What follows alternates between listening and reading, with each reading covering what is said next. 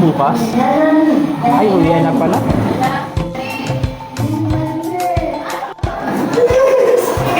Oh, yung meeting bukas ah. Oo, wala siya daw. Kaya akin bukas ah.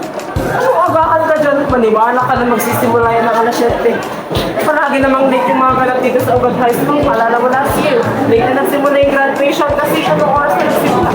Sa bagay, yan ang oras na napasok bukas. Siguro 7 na lang. Ikaw ba? Siguro ito yung mga pagkamalin eh. Oo, 7 na. Tara na lang.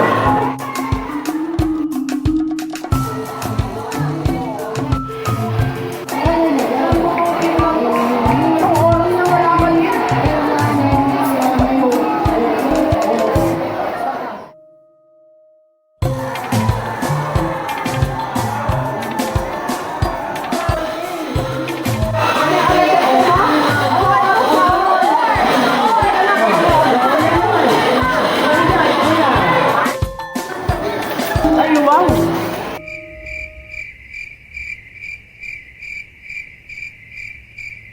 Look! Sasabi ng palit na lang pala ako to. Wala pang katao-tao, oh. Wala pang mga upuan. Ito? Tara na lang sa room. Hindi na, tara na.